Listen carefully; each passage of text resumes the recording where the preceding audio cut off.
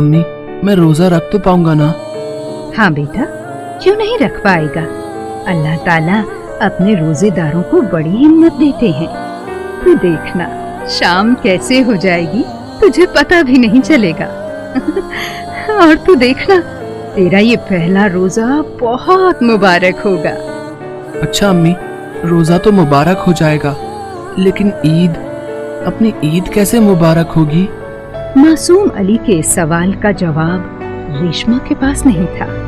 वो खुद नहीं जानती थी कि इस बार वो और अली ईद कैसे मना पाएंगे, क्योंकि बीते चंद महीने के अंदर ही रेशमा के लिए सब कुछ बहुत मुश्किल हो गया।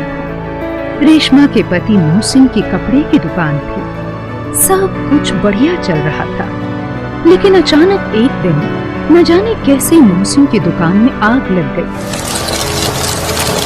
कुछ ही घंटों के अंदर सब कुछ जलकर खाक हो गया। इस हादसे ने मोहसिन को बुरी तरह तोड़ दिया, क्योंकि चंद रोज पहले ही उसने अपनी दुकान को नए माल से पूरी तरह भर दिया था। अब ना तो दुकान थी और ना ही सब कुछ।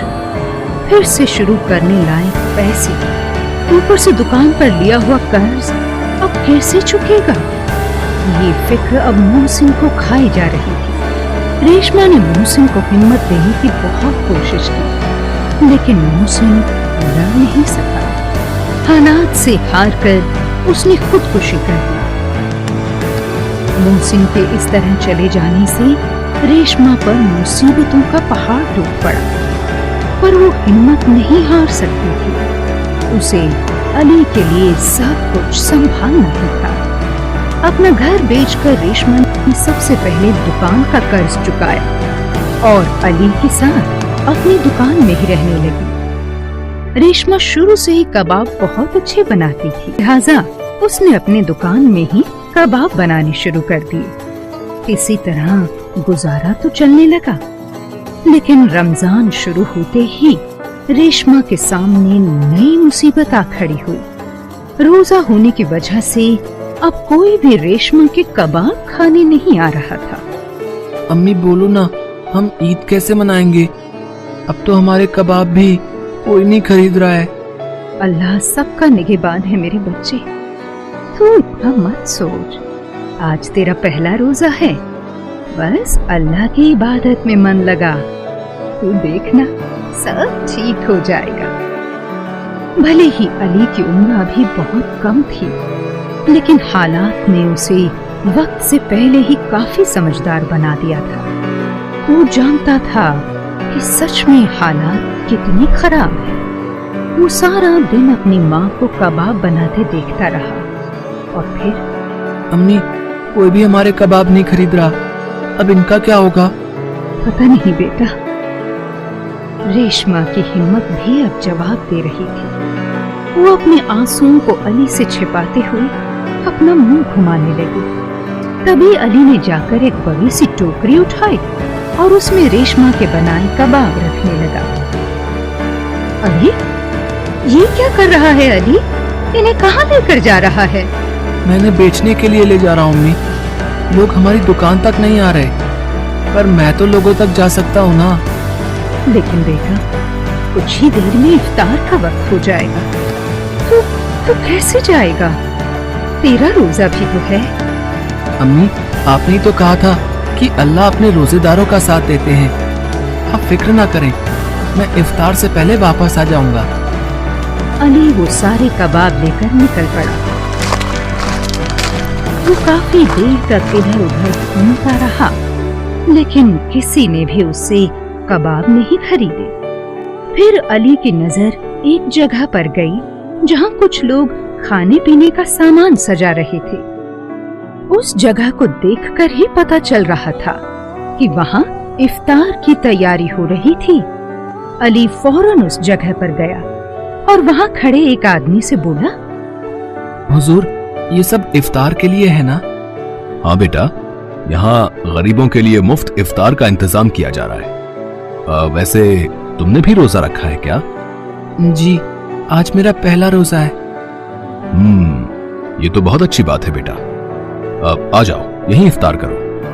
नहीं, मेरी अम्मी मेरा इंतजार कर रही होंगी, मैं उन्हीं के साथ इफ्तार करूंगा। हुजूर, आपको अगर ठीक लगे तो आप इफ्तार के लिए मेरे ये कबाब रख लीजिए। इन्हें कोई खरीद तो रहा नहीं और इन्हें वापस घर ले जाने का भी कोई फायदा नहीं। मेरी अम्मी ने बड़ी मेहनत से बनाया है इन्हें। तो तुम ये कबाब बेचना चाहते हो मुझे? नहीं हुजूर, आप इन्हें ऐसे ही रख लीजिए। आप नेक काम कर रहे हैं, इसलिए मुझे आपसे पैसे नहीं चाहिए। उस शख्स का नाम असलम था, जिसका पास ही में एक बड़ा और नामी होटल था।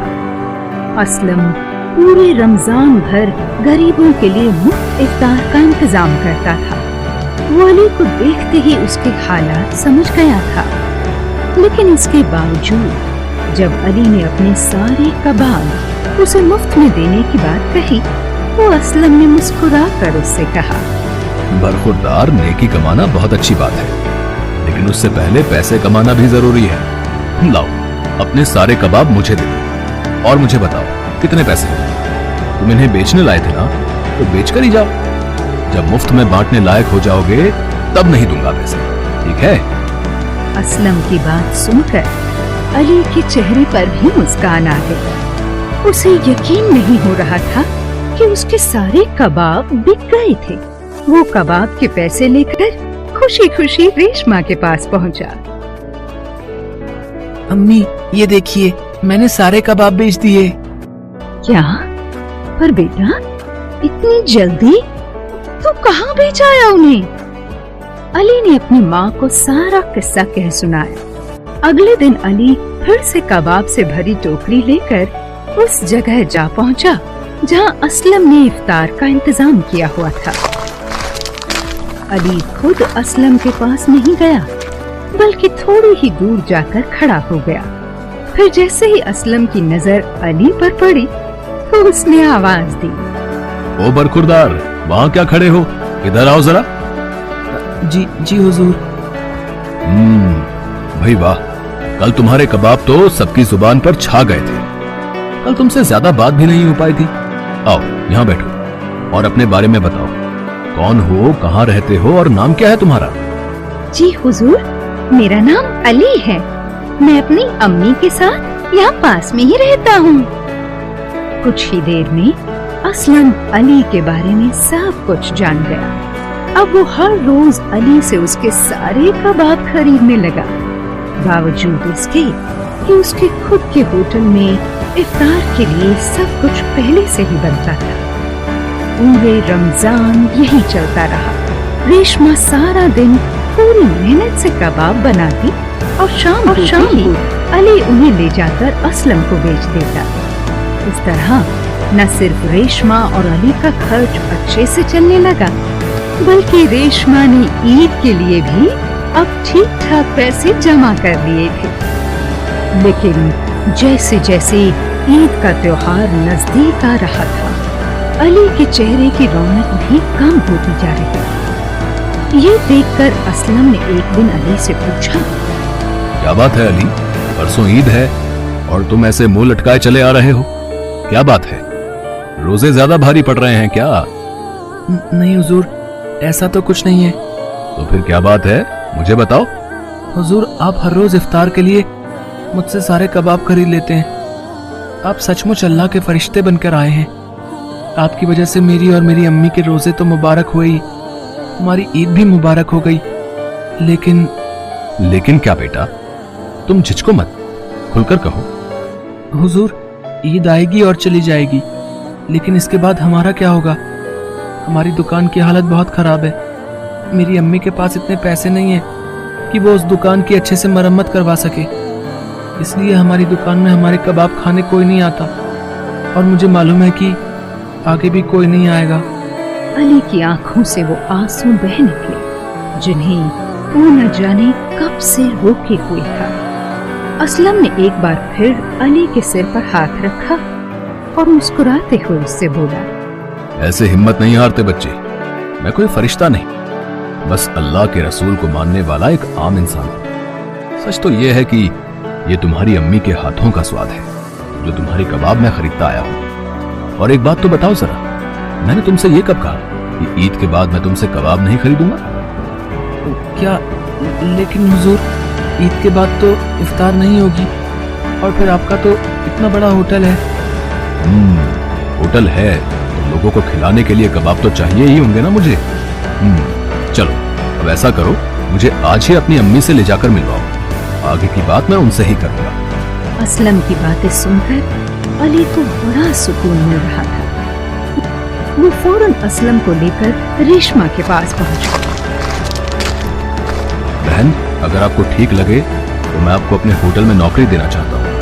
वैसे तो मेरे होटल में कई सालों से कबाब बन रहे हैं, लेकिन फिर भी मुझे यकीन है कि अगर आपके कबाब मेरे मेन्यू में शामिल हो गए तो मेरे होटल के नाम पर 4 चांद लग जाएंगे। हुजूर, मेरा अली बिल्कुल ठीक कहता है। आप सच में अल्लाह के फरिश्ते हैं जो हमारी हर मुसीबत को दूर करने आए हैं। मैं आपको बयां नहीं कर सकती कि आपके होटल के लिए काम करने में मुझे कितनी खुशी होगी। इतना कहकर रेशमा रोने लगी। अली ने बड़े ही प्यार से बोला, मत रो अम्मी, अब सब ठीक हो जाएगा। अल्लाह ने हमारी दुआएं कबूल कर ली हैं। आपने बिल्कुल सही कहा था, अल्लाह अपने रोजेदारों का निगहबान है। देखो ना, हमारी ईद ही नहीं, अब तो आगे की सारी जिंदगी मुबारक होने जा रही है। रेशमा ने अली को गले से लगा लिया। इसके बाद उसे कभी भी अपने शौहर मोहसिन की कमी महसूस नहीं हुई, क्योंकि अब अली उसका हौसला बनकर उसके साथ खड़ा था।